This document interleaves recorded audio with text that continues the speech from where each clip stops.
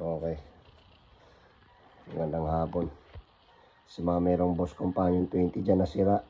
Pero nagana pa yung speaker.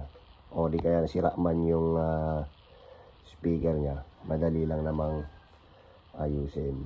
Nakahanap ko ng diskarte.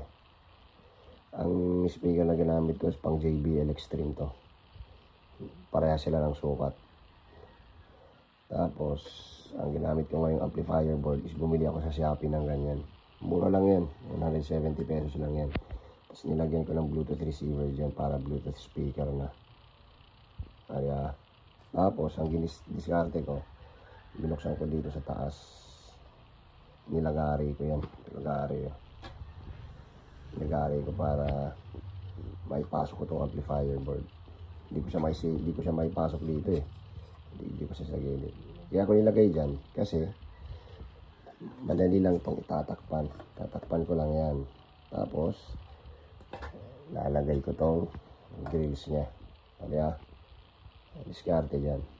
Kaya kung anong diskarte nyo, paturo naman oh.